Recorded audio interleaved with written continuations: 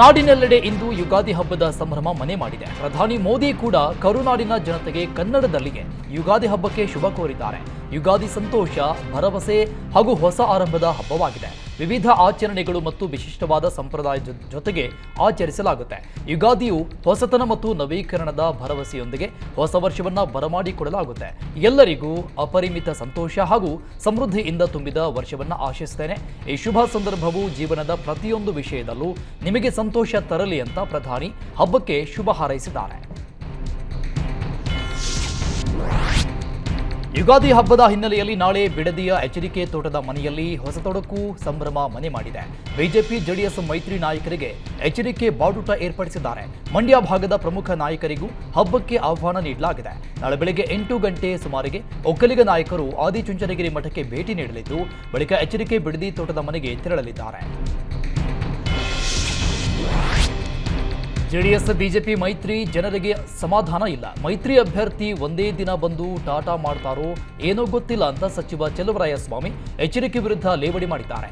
ಈಗಾಗಲೇ ಮಂಡ್ಯ ಲೋಕಸಭಾ ಕ್ಷೇತ್ರದಲ್ಲಿ 4 ಸುತ್ತಿನ ಪ್ರಚಾರ ಮಾಡಿದ್ದೇವೆ. ಜನರು ಕಾಂಗ್ರೆಸ್ ಪರ ಇದ್ದಾರೆ.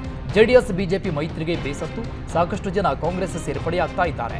ಹಿಂದೆ ಕಾಂಗ್ರೆಸ್ ಜೆಡಿಎಸ್ ಒಂದಾದಾಗ ಹೇಗೆ ಅಸಮಾಧಾನ ಇತ್ತೋ ಅದೇ ರೀತಿ ಬಿಜೆಪಿ ಜೆಡಿಎಸ್ ಮೈತ್ರಿ ಮಾಡಿಕೊಂಡಾಗಲೂ ಅಸಮಾಧಾನ ಇದೆ.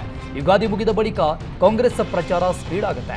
ನಮಗೆ ನಮ್ಮ ನಾಯಕರೇ ಸ್ಟಾರ್ಗಳು. ಸಿದ್ದರಾಮಯ್ಯ, ಡಿಕೆಶಿ, ರಾಹುಲ್ ಗಾಂಧಿ, ಖರ್ಗೆಗಿಂತ ಸ್ಟಾರ್ ನಾಯಕರು ಬೇಕಾ ಅಂತ ಚೆಲುವರಾಯಸ್ವಾಮಿ ಹೇಳಿದ್ದಾರೆ.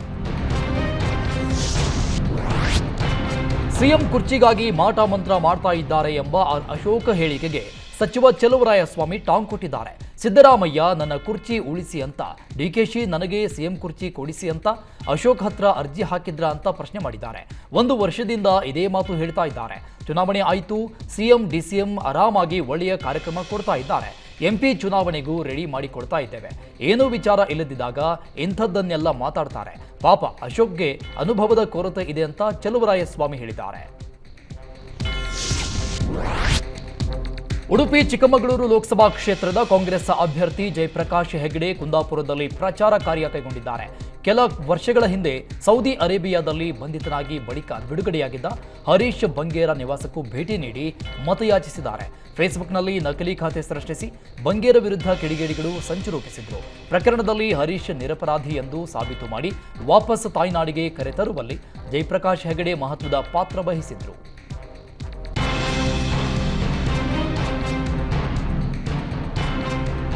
ಇಂದು ಚಿಕ್ಕಬಳ್ಳಾಪುರ ಬಿಜೆಪಿ ಅಭ್ಯರ್ಥಿ ಡಾಕ್ಟರ್ ಕೆ ಸುಧಾಕರ್ ಯಡಿಯೂರಪ್ಪ ನಿವಾಸಕ್ಕೆ ಭೇಟಿ ನೀಡಿದ್ದು ಹಬ್ಬದ ಶುಭಾಶಯ ಕೋರಿದ್ರು. ಇದೇ ವೇಳೆ ಮಾತನಾಡಿದ ಸುಧಾಕರ್, ಚುನಾವಣಾ ಕಾವು ದಿನೇ ದಿನೇ ಹೆಚ್ಚಾಗ್ತಾ ಇದೆ. ಯುಗಾದಿ ಹೊಸ ತೊಡಕು ಇರೋದ್ರಿಂದ ನಾಯಕರು ಹೊರಬಂದು ಕೆಲಸ ಮಾಡುವುದು ಕಷ್ಟ. ಯಡಿಯೂರಪ್ಪನವರನ್ನ ಭೇಟಿ ಮಾಡಿ ಹಬ್ಬದ ಶುಭಾಶಯ ತಿಳಿಸಿದ್ದೇನೆ. ನಮ್ಮ ಕ್ಷೇತ್ರದ ಆಗು ಹೋಗುಗಳನ್ನ ಯಡಿಯೂರಪ್ಪ ಜೊತೆ ಚರ್ಚೆ ಮಾಡಿದ್ದೇನೆ. ನಮ್ಮ ಕ್ಷೇತ್ರಕ್ಕೆ ಬಂದು ಪ್ರಚಾರ ಮಾಡುವುದಾಗಿ ಯಡಿಯೂರಪ್ಪ ಹೇಳಿದ್ದಾರೆ ಅಂತ ತಿಳಿಸಿದ್ದಾರೆ. ಈ ಬಾರಿ ರಾಜ್ಯದಲ್ಲಿ 28ಕ್ಕೆ 28 ಸ್ಥಾನ ಗೆಲ್ಲುವುದಾಗಿ ಮಾಜಿ ಸಿಎಂ ಯಡಿಯೂರಪ್ಪ ವಿಶ್ವಾಸ ವ್ಯಕ್ತಪಡಿಸಿದ್ದಾರೆ. ರಾಜ್ಯದಲ್ಲಿ ಬಿಜೆಪಿ ಪರ ವಾತಾವರಣ ಇದೆ. 28 ಸ್ಥಾನ ಗೆದ್ದು ಬಳಿಕ ದೆಹಲಿಗೆ ಹೋಗ್ತೇನೆ ಎಂದಿದ್ದೆ. ಅದೇ ರೀತಿ 28 ಕ್ಷೇತ್ರ ಗೆದ್ದು ಮೋದಿ ಕೈ ಬಲಪಡಿಸ್ತೇನೆ. ಬರ ಪರಿಹಾರ ವಿಚಾರದಲ್ಲಿ ಸಂಸದರು ಕನ್ನಡಿಗರ ಪರ ಮಾತಾಡಲ್ಲ ಎಂಬ ಆರೋಪಕ್ಕೆ ಪ್ರತಿಕ್ರಿಯಿಸಿದ ಬಿಎಸ್ವೈ, ವಿಪಕ್ಷ ನಾಯಕರ ಹೇಳಿಕೆಗೆ ನಾನು ಉತ್ತರಿಸಲ್ಲ, ಫಲಿತಾಂಶದ ಬಳಿಕ ಮಾತಾಡ್ತೇನೆ ಅಂತ ಹೇಳಿದ್ದಾರೆ. ಧಾರವಾಡದಲ್ಲಿ ಲೋಕಸಭಾ ಚುನಾವಣೆಗೆ ಪಕ್ಷೇತರರಾಗಿ ಸ್ಪರ್ಧಿಸುವುದಾಗಿ ಘೋಷಿಸಿರುವ ದಿಂಗಾಲೇಶ್ವರ ಶ್ರೀ ವಿರುದ್ಧ ಶಾಸಕ ಯತ್ನಾಳ್ ಕಿಡಿಕಾರಿದ್ದಾರೆ. ದಿಂಗಾಲೇಶ್ವರ ಸ್ವಾಮೀಜಿಯನ್ನ ಯಾರು ಏಕೆ ನಿಲ್ಲಿಸಿದ್ದಾರೆ ಅಂತ ಗೊತ್ತಿದೆ. ಯಾರು ಏನೇ ವಿರೋಧ ಮಾಡಿದ್ರೂ ಜನ ನಿರ್ಧಾರ ಮಾಡ್ತಾರೆ.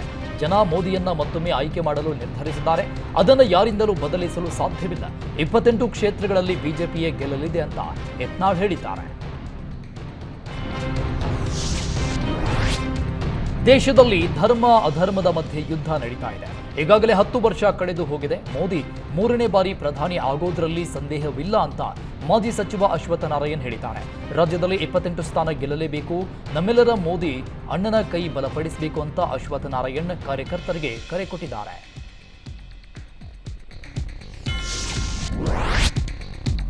ಬರದ ವಿಚಾರದಲ್ಲಿ ಕಾಂಗ್ರೆಸ್ ಬಿಜೆಪಿ ಮಧ್ಯೆ ಕಿತ್ತಾಟ ಜೋರಾಗಿದೆ. ಬರ ಪರಿಹಾರ ವಿಚಾರದಲ್ಲಿ ಸುಪ್ರೀಂ ಕೋರ್ಟ್ ಮೆಟ್ಟಿಲೇರಿದ ಕಾಂಗ್ರೆಸ್ ಸರ್ಕಾರದ ವಿರುದ್ಧ ಪ್ರಹ್ಲಾದ್ ಜೋಶಿ ಕಿಡಿಕಾರಿದ್ದಾರೆ. ಸುಪ್ರೀಂ ಕೋರ್ಟ್ ಕೇಂದ್ರದ ಬಗ್ಗೆ ಅತೃಪ್ತಿ ವ್ಯಕ್ತಪಡಿಸಿಲ್ಲ, ಸೌಹಾರ್ದಯುತವಾಗಿ ನಡೆದುಕೊಳ್ಳಬೇಕು ಅಂದಿದೆ. ಸುಪ್ರೀಂ ಕೋರ್ಟ್ ಹೇಳಿರೋದು ಕೇವಲ ಕೇಂದ್ರಕ್ಕೆ ಅನ್ವಯಿಸಲ್ಲ, ನಾವು ಸೌಹಾರ್ದಯುತವಾಗಿ ಇದ್ದೇವೆ. ರಾಜ್ಯ ಸರ್ಕಾರ ಗಮನ ಬೇರೆಡೆ ಸೆಳೆಯಲು ಕೋರ್ಟ್ಗೆ ಹೋಗಿದೆ ಅಂತ ಕಿಡಿಕಾರಿದ್ದಾರೆ.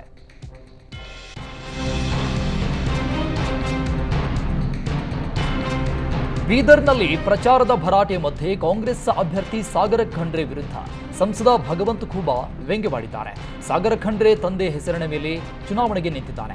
ಸ್ವಂತ ಬಲ ಇದ್ದವನಿಗೆ ನಮ್ಮ ಮನೆಯ ಹೆಣ್ಣು ಕೊಡ್ತೇವೆ, ತಂದೆ ಹೆಸರಿನ ಮೇಲೆ ಚುನಾವಣೆಗೆ ನಿಂತವನಿಗೆ ಯಾರಾದರೂ ಹೆಣ್ಣು ಕೊಡ್ತಾರಾ ಅಂತ ಲೇವಡಿ ಮಾಡಿದ್ದಾನೆ.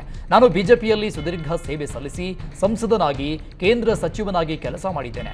ಈಶ್ವರ ಖಂಡ್ರೆ ಮಾತೆತ್ತಿದ್ರೆ ಖೂಬಾ ಸಾಧನೆ ಶೂನ್ಯ ಅಂತಾರೆ. ನನ್ನ ಸಾಧನೆಯನ್ನ ಜನರು ಮುಂದೆ ಇಡ್ತೇನೆ, ಆದರೆ ಬೀದರ್ ಜಿಲ್ಲೆಗೆ ಖಂಡ್ರೆ ಮನೆತನದ ಕೊಡುಗೆ ಏನು ಅಂತ ಪ್ರಶ್ನೆ ಮಾಡಿದ್ದಾರೆ. ಶಿವಮೊಗ್ಗದಲ್ಲಿ ಯಡಿಯೂರಪ್ಪ ಕುಟುಂಬದ ವಿರುದ್ಧ ಈಶ್ವರಪ್ಪ ಬಂಡಾಯ ಸ್ಪರ್ಧೆ ಕುರಿತು ನಳಿನ್ ಕುಮಾರ್ ಕಟೀಲ್ ಪ್ರತಿಕ್ರಿಯಿಸಿದ್ದಾರೆ. ಈಶ್ವರಪ್ಪ ಬಿಜೆಪಿಯ ಕಟ್ಟಾಳು, ಇಡೀ ರಾಜ್ಯದಲ್ಲಿ ಬಿಜೆಪಿ ಬೆಳವಣಿಗೆಗೆ ಈಶ್ವರಪ್ಪ ಸಹ ಕಾರಣಕರ್ತರು. ಸಹಜವಾಗಿಯೇ ತನ್ನ ಭಾವನೆಯನ್ನ ವ್ಯಕ್ತಪಡಿಸ್ತಾ ಇದ್ದಾರೆ. ಬಿಜೆಪಿ ಹಿರಿಯರು ಈಶ್ವರಪ್ಪ ಜೊತೆ ಮಾತಾಡ್ತಾರೆ. ಇದು ವಿಚಾರಧಾರೆಗಳ ನಡುವಿನ ಚುನಾವಣೆ, ಇಲ್ಲಿ ಜಾತಿ ರಾಜಕೀಯ ಇಲ್ಲ. ಕಾಂಗ್ರೆಸ್ ವಿರುದ್ಧ ನಮ್ಮ ಹೋರಾಟ ಅಂತ ನಳಿನ್ ಕುಮಾರ್ ಕಟೀಲ್ ಹೇಳಿದ್ದಾರೆ. ಬೆಂಗಳೂರು ಗ್ರಾಮಾಂತರ ಅಭ್ಯರ್ಥಿ ಡಾಕ್ಟರ್ ಮಂಜುನಾಥ್ ಪರ ಮುನಿರತ್ನ ಪ್ರಚಾರ ಮಾಡ್ತಾ ಇದ್ದಾರೆ. ಬೆಂಗಳೂರಲ್ಲಿ ನಡೆದ ಸುದ್ದಿಗೋಷ್ಠಿಯಲ್ಲಿ ಮಾತನಾಡಿದ ಮುನಿರತ್ನ, ಸ್ಯಾಲರಿ ಸ್ಲಿಪ್ ಇಟ್ಕೊಂಡು ಜೀವನ ಮಾಡಿದ ಏಕೈಕ ವ್ಯಕ್ತಿ ಮಂಜುನಾಥ್. ತಮ್ಮ ಮಕ್ಕಳನ್ನ ರಾಜಕೀಯಕ್ಕೆ ಕರೆತರುವ ಬಗ್ಗೆ ಒಂದು ದಿನವೂ ಯೋಚನೆ ಮಾಡಿದವರಲ್ಲ. ಇಂಥ ವ್ಯಕ್ತಿ ಗ್ರಾಮಾಂತರದಿಂದ ಸ್ಪರ್ಧೆ ಮಾಡಿದ್ದಾರೆ. ಯಾವುದೋ ದುಡ್ಡು ಎಲ್ಲಿಂದನೋ ಬರ್ತಾ ಇದೆ. ಡಿಕೆ ನೋಟು, ಡಾಕ್ಟರ್ಗೆ ಓಟು ಅಂತ ಜನ ಹೇಳ್ತಾ ಇದ್ದಾರೆ. ಈ ಬಾರಿ ಜನ ಡಾಕ್ಟರ್ ಮಂಜುನಾಥ್ಗೆ ಓಟ್ ಹಾಕಿ ಗೆಲ್ಲಿಸ್ತಾರೆ ಅಂತ ವಿಶ್ವಾಸ ವ್ಯಕ್ತಪಡಿಸಿದ್ದಾರೆ. ಇದೇ ವೇಳೆ ಡಿಕೆ ಬ್ರದರ್ಸ್ ವಿರುದ್ಧ ಕಿಡಿಕಾರಿದ ಮುನಿರತ್ನ, ರೌಡಿ ಶೀಟರ್ಗಳನ್ನ ಬಿಡುಗಡೆ ಮಾಡೋದು, ಕೆಲವರನ್ನ ಹೆದರಿಸುವ ಕೆಲಸ ಮಾಡ್ತಾ ಇದ್ರು. ಇರೋದಾದ್ರೆ ಕಾಂಗ್ರೆಸ್ ಜೊತೆ ಇರು, ಇಲ್ಲವೇ ಊರು ಬಿಟ್ಟು ಹೋಗು ಅಂತ ಧಮಕಿ ಹಾಕ್ತಾ ಇದ್ರು ಅಂತ ಡಿಕೆ ಬ್ರದರ್ಸ್ ವಿರುದ್ಧ ಮುನಿರತ್ನ ಪರೋಕ್ಷ ವಾಗ್ದಾಳಿ ನಡೆಸಿದ್ದಾರೆ.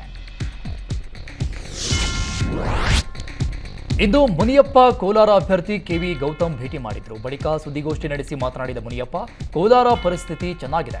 ನಾನು ಕೂಡ ನಾಮಪತ್ರ ಸಲ್ಲಿಕೆಗೆ ಹೋಗಿದ್ದೆ. ಪಕ್ಷ ಗೌತಮ್ರನ್ನ ಗುರುತಿಸಿ ಟಿಕೆಟ್ ನೀಡಿದೆ. 28 ಕ್ಷೇತ್ರಗಳನ್ನ ನಾವು ಗೆಲ್ಲಬೇಕಿದೆ. ನಾನು ಅವತ್ತು ಹೇಳಿದ್ದೆ, ಇವತ್ತು ಹೇಳ್ತಾ ಇದ್ದೇನೆ. ಅಭ್ಯರ್ಥಿ ಪರವಾಗಿ ಕೆಲಸ ಮಾಡುವುದಾಗಿ ಹೇಳಿದ್ದಾರೆ. ಕೋಲಾರದಲ್ಲಿ ಪ್ರಚಾರಕ್ಕೆ ಕರೆಯಲಿಲ್ಲ ಎಂಬ ಹೇಳಿಕೆಗೆ ಬೇರೆ ಅರ್ಥ ಕಲ್ಪಿಸಬೇಡಿ. ಎಲ್ಲ ಕಡೆ ನನ್ನನ್ನು ಪ್ರಚಾರಕ್ಕೆ ಕರೀತಾ ಇದ್ದಾರೆ. ಸಾಧ್ಯವಾದಷ್ಟು ಕಡೆ ಪ್ರಚಾರಕ್ಕೆ ಹೋಗಿ ಅಭ್ಯರ್ಥಿ ಗೆಲ್ಲಿಸ್ತೇನೆ ಅಂತ ಹೇಳಿದ್ದಾರೆ. ಬೆಂಗಳೂರು ಗ್ರಾಮಾಂತರದಿಂದ ಡಾಕ್ಟರ್ ಮಂಜುನಾಥ್ ವಿರುದ್ಧ ಕಣಕ್ಕಿಳಿತಾ ಇರುವ ಡಿಕೆ ಸುರೇಶ್ ತಮ್ಮ ಗೆಲುವಿಗಾಗಿ ತಮಿಳುನಾಡಿನ ದೇವರುಗಳ ಮೊರೆ ಹೋಗಿದ್ದಾರೆ. ತಿರುವನಲ್ಲೂರಲ್ಲಿರುವ ಶನೇಶ್ವರ ಹಾಗೂ ಕಂದನಗುಡಿಯ ಮುರುಘಾ ದೇವಾಲಯದಲ್ಲಿ ಡಿಕೆ ಸಹೋದರರು ವಿಶೇಷ ಪೂಜೆ ಸಲ್ಲಿಸಿದ್ದಾರೆ. ತಿರುನಲ್ಲೂರಿನ ಶನೇಶ್ವರ ಹಾಗೂ ಕಂದನಗುಡಿಯ ಮುರುಘಾ ಶಕ್ತಿಶಾಲಿ ದೇವರು ಎಂದು ಹೇಳಲಾಗುತ್ತೆ. ಈ ಹಿನ್ನೆಲೆಯಲ್ಲಿ ಡಿಕೆ ಸಹೋದರರು 2 ದೇವಾಲಯಗಳಲ್ಲಿ ವಿಶೇಷ ಪೂಜೆ ಸಲ್ಲಿಸಿದ್ದಾರೆ.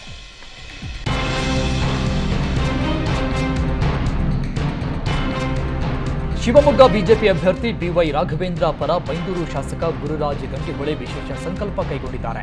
ಪ್ರಧಾನಿ ಮೋದಿ ಕೊಲ್ಲೂರಿಗೆ ಬರಬೇಕು ಎಂಬುದು ಮತದಾರರ ಕೂಗಾಗಿದೆ. ಬೈಂದೂರಲ್ಲಿ 1 ಲಕ್ಷ ಮತಗಳ ಮುನ್ನಡೆ ಕೊಟ್ಟರೆ ಪ್ರಧಾನಿ ಮೋದಿಯನ್ನ ಕರೆಸುವುದಾಗಿ ಬಿವೈ ರಾಘವೇಂದ್ರ ಭರವಸೆ ನೀಡಿದರು. ಇದನ್ನೇ ಸವಾಲಾಗಿ ಸ್ವೀಕರಿಸಿರೋ ಗುರುರಾಜ್ ಗಂಟಿಹೊಳೆ ಬೈಂದೂರಲ್ಲಿ ರಾಘವೇಂದ್ರಗೆ 1 ಲಕ್ಷ ಲೀಡ್ ಕೊಡಿಸಿ ಮೋದಿಯನ್ನ ಕೊಲ್ಲೂರಿಗೆ ಕರೆಸುವ ಸಂಕಲ್ಪ ಮಾಡಿದ್ದಾರೆ.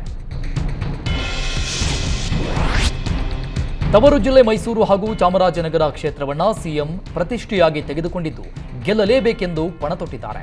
ಈ ಹಿನ್ನೆಲೆಯಲ್ಲಿ ಪದೇ ಪದೇ ಸಿಎಂ ಮೈಸೂರು ಪ್ರವಾಸಕ್ಕೆ ತೆರಳುತ್ತಾ ಇದ್ದಾರೆ. ಮೈಸೂರು ಚಾಮರಾಜನಗರ ಅಭ್ಯರ್ಥಿ ಗೆಲ್ಲಿಸಲು ಈಗಾಗಲೇ 2 ಬಾರಿ ಅಲ್ಲೇ ಠಿಕಾಣಿ ಹೂಡಿದ ಸಿಎಂ ಏಪ್ರಿಲ್ 12ರಿಂದ 14ರವರೆಗೆ ಮೈಸೂರು ಚಾಮರಾಜನಗರ ಪ್ರವಾಸ ಹಮ್ಮಿಕೊಂಡಿದ್ದಾರೆ. ಇತ್ತ ಕೊಡಗು ಜಿಲ್ಲೆಯ ಒಕ್ಕಲಿಗರನ್ನ ಸೆಳೆಯಲು ಸಿಎಂ ಸಿದ್ದರಾಮಯ್ಯ ಪ್ಲಾನ್ ಮಾಡಿದ್ದಾರೆ. ಒಕ್ಕಲಿಗ ಮತಗಳು ಹೆಚ್ಚಿರುವ ಕ್ಷೇತ್ರದಲ್ಲಿ ಡಿಸಿಎಂ ಡಿಕೆಶಿ ಜೊತೆ ಸಿದ್ದರಾಮಯ್ಯ ಪ್ರಚಾರ ಕೈಗೊಳ್ಳಲಿದ್ದಾರೆ. ಡಿಕೆಶಿ ಎಂಟ್ರಿಯಿಂದ ಮೈಸೂರು ಕೊಡಗು ಲೋಕಸಭಾ ಕ್ಷೇತ್ರದ ಅಖಾಡ ಮತ್ತಷ್ಟು ರಂಗೇರಲಿದೆ. ಬೆಂಗಳೂರು ಗ್ರಾಮಾಂತರ ಅಭ್ಯರ್ಥಿ ಡಾಕ್ಟರ್ ಮಂಜುನಾಥ್ ಅಬ್ಬರದ ಪ್ರಚಾರ ನಡೆಸ್ತಾ ಇದ್ದಾರೆ. ಇಂದು ಪ್ರಚಾರದ ವೇಳೆ ಮಾತನಾಡಿದ ಡಾಕ್ಟರ್ ಮಂಜುನಾಥ್, ದೇಶದಲ್ಲಿ ಪ್ರತಿ ವರ್ಷ 30 ಲಕ್ಷ ಮಂದಿಗೆ ಹೃದಯಾಘಾತ ಆಗ್ತಾ ಇದೆ. ಮೊದಲು ಒಂದು ಸ್ಟಂಟ್ ಬೆಲೆ 1 ಲಕ್ಷ ರೂಪಾಯಿ ಇತ್ತು. ಆದರೆ ಪ್ರಧಾನಿ ಮೋದಿ ಸ್ಟಂಟ್ ಬೆಲೆಯನ್ನ 30,000ಕ್ಕೆ ಇಳಿಸಿದ್ರು. ಜನೌಷಧ ಕೇಂದ್ರಗಳನ್ನು ತೆರೆದ್ರು. ಕೊರೋನಾ ವೇಳೆ ಆಕ್ಸಿಜನ್ ಪ್ಲಾಂಟ್ ತೆರೆದ್ರು. ಮೋದಿ ಕಾಲದಲ್ಲಿ ಮೂಲಭೂತ ಸೌಕರ್ಯ ಸಂಪೂರ್ಣ ಬದಲಾಗಿದೆ ಅಂತ ಮೋದಿ ಕೆಲಸಗಳನ್ನ ಹಾಡಿ ಹೊಗಳಿದ್ದಾರೆ. ಬೆಳಗಾವಿಯಲ್ಲಿ ಲೋಕಸಭಾ ಚುನಾವಣೆಯಲ್ಲಿ ಸ್ಪರ್ಧೆಗಿಳಿದಿರುವ ಜಗದೀಶ್ ಶೆಟ್ಟರ್ ತಮ್ಮ ಕ್ಷೇತ್ರದಲ್ಲೇ ಹೊಸ ಮನೆ ಕಟ್ಟಿದ್ದಾರೆ. ಯುಗಾದಿ ಹಬ್ಬದಂದೇ ಶೆಟ್ಟರ್ ಹೊಸ ಮನೆಗೆ ಶಿಫ್ಟ್ ಆಗಿದ್ದಾರೆ. ಈ ಬಗ್ಗೆ ಶೆಟ್ಟರ್ ಪ್ರತಿಕ್ರಿಯಿಸಿದ್ದು, ಬೆಳಗಾವಿಯಲ್ಲಿ ಕಚೇರಿಯನ್ನು ತೆರೀತೇನೆ. ವಿರೋಧ ಪಕ್ಷದವರಿಗೆ ಉತ್ತರ ಕೊಡೋಕೆ ನಾನು ಮನೆ ಮಾಡಿಲ್ಲ. ಟೀಕೆ ಮಾಡುವ ಮುಂಚೆಯೇ ನಾನು ಮನೆ ಮಾಡುವುದಾಗಿ ಹೇಳಿದ್ದೆ. ಅದರಂತೆ ಮನೆ ಮಾಡಿದ್ದೇನೆ ಅಂತ ಹೇಳಿದ್ದಾರೆ. ಲೋಕಸಭಾ ಚುನಾವಣೆ ದಿನ ಹತ್ತಿರವಾಗ್ತಾ ಇದ್ದಂತೆ ಅಭ್ಯರ್ಥಿಗಳು ಬಿರುಸಿನ ಪ್ರಚಾರ ನಡೆಸ್ತಾ ಇದ್ದಾರೆ. ಶಿಕಾರಿಪುರದಲ್ಲಿ ಬಿಜೆಪಿ ಅಭ್ಯರ್ಥಿ ಬಿವೈ ರಾಘವೇಂದ್ರ ಸಹೋದರ ವಿಜೇಂದ್ರ ಜೊತೆಗೂಡಿ ಮತಬೇಟೆ ನಡೆಸಿದ್ದಾರೆ. ಸಾಲೂರು ಗ್ರಾಮದಲ್ಲಿ ಹಮ್ಮಿಕೊಂಡಿದ್ದ ಕಾರ್ಯಕರ್ತರ ಸಭೆಯಲ್ಲಿ ಮಾತನಾಡಿದ ರಾಘವೇಂದ್ರ ಸಚಿವ ಮಧು ಬಂಗಾರಪ್ಪ ವಿರುದ್ಧ ವಾಗ್ದಾಳಿ ನಡೆಸಿದ್ದಾರೆ. ಕೊರೋನಾ ವೇಳೆ ಯಾವ ಪಕ್ಷದವರು ಎಂದು ನೋಡದೆ ಮನೆ ಮನೆಗೂ ಅಕ್ಕಿ ಬೇಳೆ ಹಂಚಿದ್ದೆವು. ಅಕ್ಕಿ ಬೇಳೆ ಕೊಟ್ಟಿದ್ದನ್ನ ಸಚಿವ ಮಧು ಬಂಗಾರಪ್ಪ ತನಿಖೆ ಮಾಡಿಸ್ತೇನೆ ಎಂದಿದ್ದಾರೆ. ನಾವು ಹಂಚಿದ ಅಕ್ಕಿಯನ್ನ ಸೊಸೈಟಿ ಅಕ್ಕಿ ಎಂದು ಆ ಪುಣ್ಯಾತ್ಮ ಭಾಷಣ ಮಾಡ್ತಾನಲ್ಲ, ಅವರಿಗೆ ದೇವರು ಒಳ್ಳೇದು ಮಾಡ್ತಾನ ಅಂತ ಮಧು ಬಂಗಾರಪ್ಪ ವಿರುದ್ಧ ಕಿಡಿಕಾರಿದ್ದಾರೆ.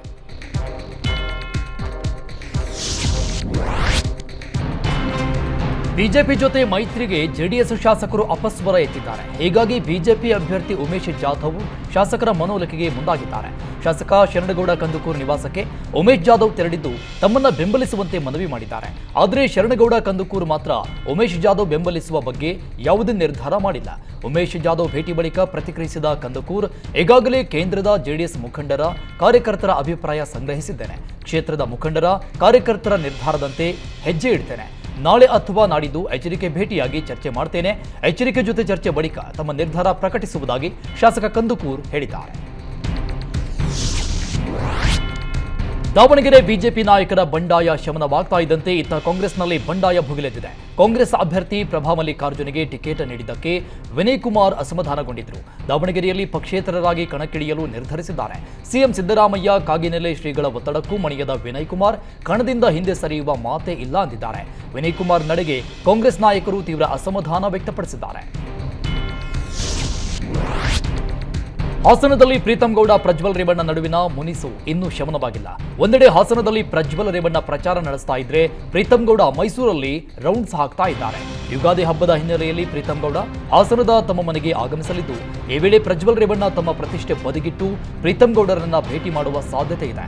ಮೈತ್ರಿ ಅಭ್ಯರ್ಥಿ ಘೋಷಣೆಯಾದಾಗಿನಿಂದ ಪ್ರಜ್ವಲ್ ರೇವಣ್ಣ ಪ್ರೀತಂ ಗೌಡ ಭೇಟಿಯಾಗಿಲ್ಲ. ಪ್ರಜ್ವಲ್ ಪರ ಪ್ರೀತಂ ಗೌಡ ಪ್ರಚಾರಕ್ಕೂ ಹೋಗಿಲ್ಲ. ಆದರೆ ಎನ್ಡಿಎ ಅಭ್ಯರ್ಥಿ ಗೆಲ್ಲಿಸ್ತೇನೆ ಅಂತ ಪ್ರೀತಂ ಗೌಡ ಹೇಳಿದ್ದು, ಇದು ಪ್ರಜ್ವಲ್ ಪರ ಪ್ರೀತಂ ಗೌಡ ಪ್ರಚಾರಕ್ಕೆ ಹೋಗ್ತಾರಾ ಅನ್ನೋ ಪ್ರಶ್ನೆಗೆ ಉತ್ತರ ಸಿಗುವ ಸಾಧ್ಯತೆ ಇದೆ. ಇತ್ತೀಚೆಗಷ್ಟೇ ಕೊಳಕು ಬಟ್ಟೆ ಧರಿಸಿ ಬಂದಿದ್ದ ರೈತನಿಗೆ ಮೆಟ್ರೋ ಸಿಬ್ಬಂದಿ ಅವಮಾನ ಮಾಡಿದ ಘಟನೆ ಮಾಸುವ ಮುನ್ನವೇ ಮತ್ತೊಂದು ಘಟನೆ ನಡೆದಿದೆ. ಕಾರ್ಮಿಕನ ಶರ್ಟ್ನಲ್ಲಿ ಬಟನ್ ಇಲ್ಲವೆಂದು ಮೆಟ್ರೋ ನಿಲ್ದಾಣದ ಒಳಗೆ ಬಿಡಲು ಸಿಬ್ಬಂದಿ ಹಿಂದೇಟ್ ಹಾಕಿದ ಘಟನೆ ದೊಡ್ಡಕಲ್ಲಸಂದ್ರ ಮೆಟ್ರೋ ನಿಲ್ದಾಣದಲ್ಲಿ ನಡೆದಿದೆ. ಶರ್ಟ್ ಗುಂಡಿಯನ್ನ ಹಾಕಿಕೊಂಡು ಬಾ, ಇಲ್ಲದಿದ್ರೆ ಎಂಟ್ರಿ ಕೊಡಲ್ಲ ಅಂತ ಮೆಟ್ರೋ ಸಿಬ್ಬಂದಿ ದರ್ಪ ಮೆರೆದಿದ್ದಾರೆ. ಮೆಟ್ರೋ ಸಿಬ್ಬಂದಿ ನಡೆಗೆ ಭಾರಿ ಆಕ್ರೋಶ ವ್ಯಕ್ತವಾಗಿದ್ದು, ಈ ವಿಡಿಯೋ ಸಂಸದ ತೇಜಸ್ವಿ ಸೂರ್ಯಗೆ ಟ್ಯಾಗ್ ಮಾಡಿ ಸಿಬ್ಬಂದಿ ವಿರುದ್ಧ ಕ್ರಮಕ್ಕೆ ಆಗ್ರಹಿಸಿದ್ದಾರೆ. ಬೆಂಗಳೂರಲ್ಲಿ ನೀರಿಲ್ಲದೆ ಜನ ಕಂಗಾಲಾಗಿದ್ದಾರೆ. ನೀರಿಗೆ ಬರ ಇದ್ರೂ ಕೆಲವೊಂದಿಷ್ಟು ಮಂದಿ ಕುಡಿಯುವ ನೀರನ್ನ ಅನ್ಯ ಕೆಲಸಕ್ಕೆ ಬಳಕೆ ಮಾಡಿಕೊಳ್ತಾ ಇದ್ದಾರೆ. ಕುಡಿಯುವ ನೀರಲ್ಲಿ ಬೈಕ್ ಕ್ಲೀನ್ ಮಾಡ್ತಾ ಇದ್ದ ವಿಜ್ಞಾನ ನಗರದ ವ್ಯಕ್ತಿಗೆ ಜಲಮಂಡಳಿ 5,000 ದಂಡ ವಿಧಿಸಿದೆ. ಈವರೆಗೂ ಬರೋಬ್ಬರಿ 365 ಜನರಿಗೆ ದಂಡ ವಿಧಿಸಲಾಗಿದ್ದು, ಒಟ್ಟು 19 ಲಕ್ಷ ರೂಪಾಯಿ ದಂಡದ ಹಣ ಸಂಗ್ರಹವಾಗಿದೆ.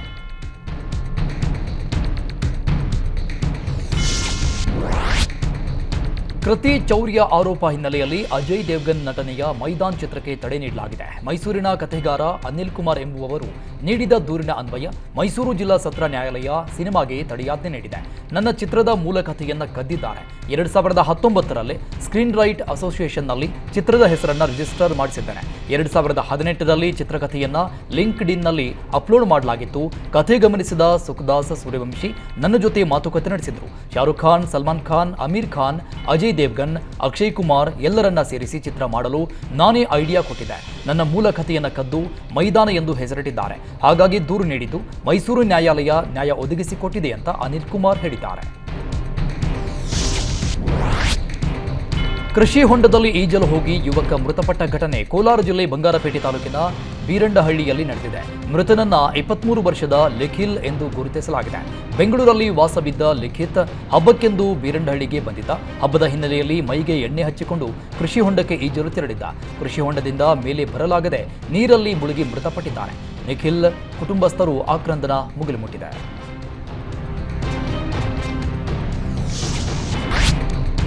ಧಾರವಾಡ ಜಿಲ್ಲೆಯಾದ್ಯಂತ ತೀವ್ರ ಬರ ಎದುರಾಗಿದ್ದು ಜಾನುವಾರುಗಳಿಗೆ ಮೇವಿಲ್ಲದೆ ಪರದಾಡುವಂತಾಗಿದೆ. ಈ ಹಿನ್ನೆಲೆಯಲ್ಲಿ ಜಾನುವಾರುಗಳಿಗೆ ಮೇವು ಒದಗಿಸುವ ದೃಷ್ಟಿಯಿಂದ ಧಾರವಾಡದ 8 ತಾಲೂಕುಗಳಲ್ಲಿ ಮೇವು ಬ್ಯಾಂಕ್ ಸ್ಥಾಪನೆ ಮಾಡಲಾಗಿದೆ.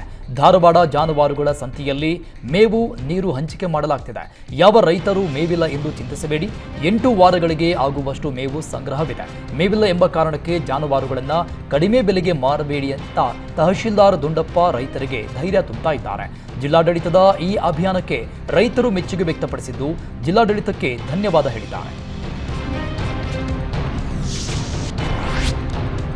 ಮಂಚದ ಕೆಳಗೆ ಮಲಗಿದ್ದ ಬೆಕ್ಕಿನ ಮರಿಯನ್ನ ಹಾವು ನುಂಗಿದ ಘಟನೆ ಚಿಕ್ಕಮಗಳೂರು ಜಿಲ್ಲೆಯ ಮೂಡಿಗೆರೆಯಲ್ಲಿ ನಡೆದಿದೆ.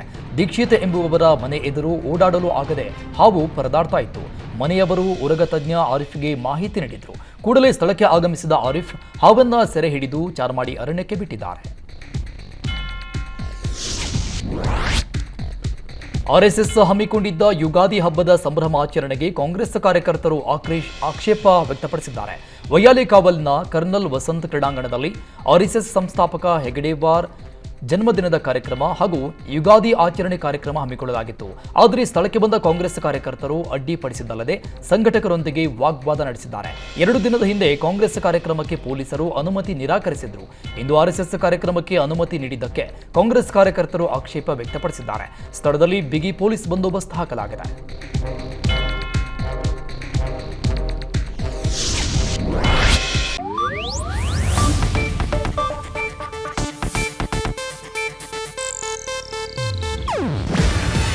ಇದು ಏಷ್ಯಾನೆಟ್ ನ್ಯೂಸ್ ನೆಟ್ವರ್ಕ್ ಪ್ರಸ್ತುತಿ. ನೀವು ನೋಡ್ತಿದ್ದೀರಾ ಏಷ್ಯಾನೆಟ್ ಸುವರ್ಣ ನ್ಯೂಸ್.